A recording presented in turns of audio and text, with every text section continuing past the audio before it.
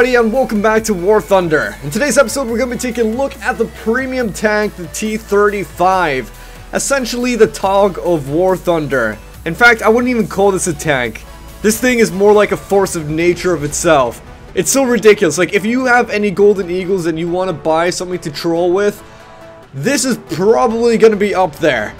This tank is just so freaking good for the battle rating that it's at.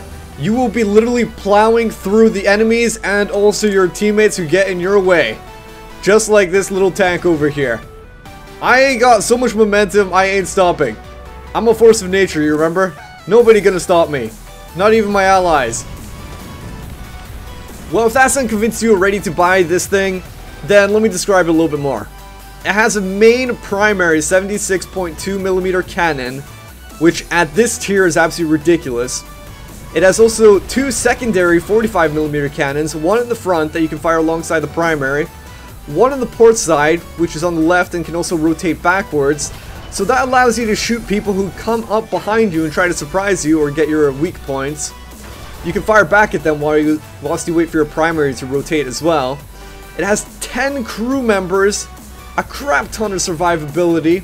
Its only downsides is that it's big, it's slow, and you should never face the right side of this tank to the enemy because you leave your ammo rack exposed and you can easily be destroyed. I have been one-shotted in this thing before, and you can imagine how frustrating that must be and how long it would take to get onto the battlefield just to be one-shotted because somebody hits you in the right side in the ammo rack next to your primary cannon. Very frustrating, so don't keep that open at all.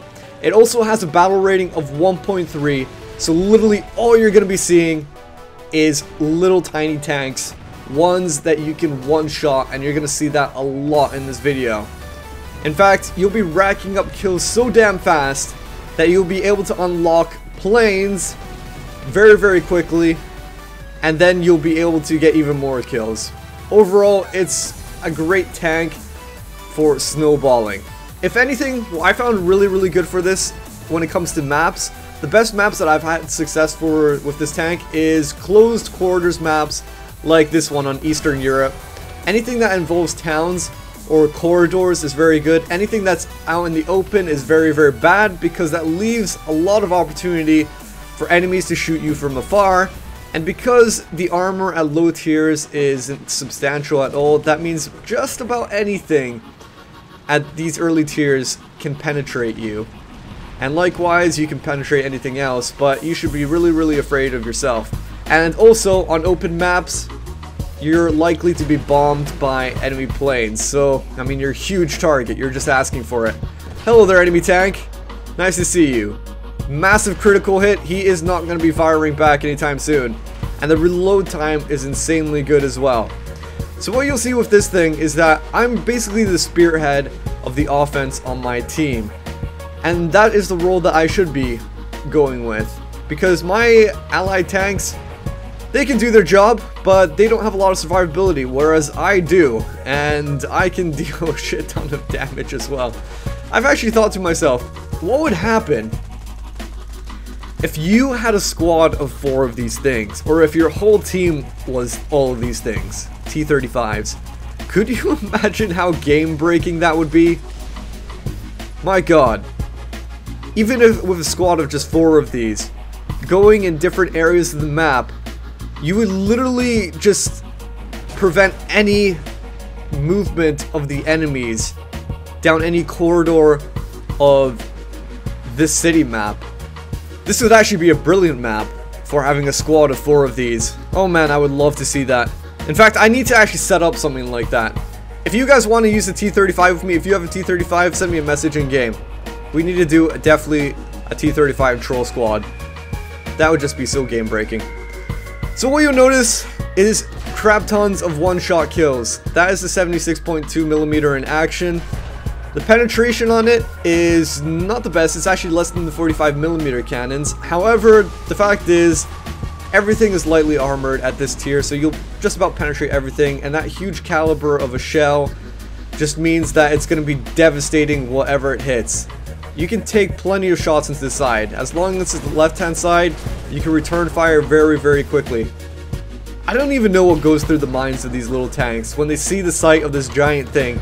How they could think that they could take it on by themselves. The only good way that I've found that enemies can take me out is to devote crap tons of artillery to try and kill me, to devote a bomber to try and come kill me, or to try to simply overwhelm me with numbers. As in they'll get like 3, 4, 5 tanks to try and take me out at close range ideally. Because as great as this thing is, what it also suffers with is close range. So if a tank literally gets right up to you in your side, and if they have a small profile, then actually you can't shoot them. The gun depression on this thing is not enough to shoot them. Sometimes you might be able to shoot into their turret, but that's about it. Wow, these tanks are just literally falling like flies, and it's allowed me time to repair. But the thing is, this thing is so massive, you have so many crew members that somebody's gonna be alive inside of it. And I've even found that if an artillery shell lands on my tank, I can actually survive it. Not all the times, but I've had instances where an artillery shell lands on the back portion of my tank into the engine compartment. It'll wipe out the engine and maybe some of those fuel tanks, but I'll still be alive. I'll put on the fire extinguishers, take it out, get repaired. I'm fine. I continue on. And see, this is the 3rd time now that I have been able to use my bombers, and I'm sorry if I look like a noob when I use my bombers. I'm very, very suicidal, and I know a lot of people will be like, yes, you are the exact problem of why I hate ground forces arcade battles. You just suicide for your planes. Well, I'm sorry for playing the game as it's been intended. That's how Gaijin has made it. There's not that much repercussions for just crashing your plane. If there's more, then maybe I would actually think about twice of crashing my plane, but otherwise, what does it matter?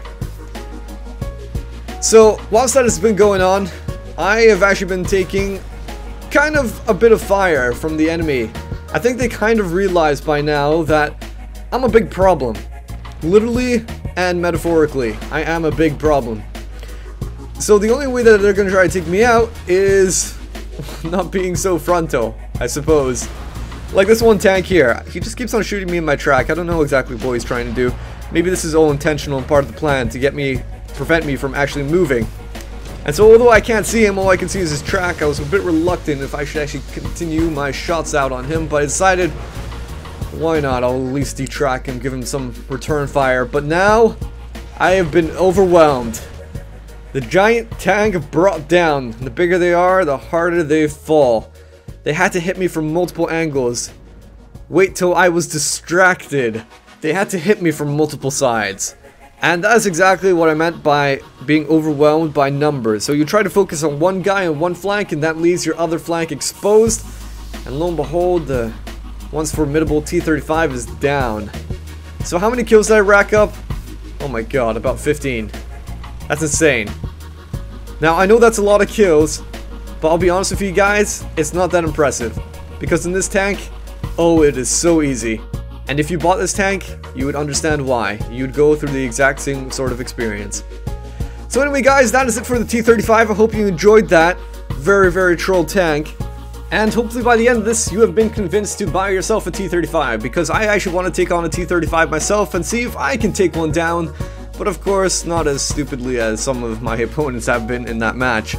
But anyway guys, until the next video, this is Krebs, and I'll catch you guys next time.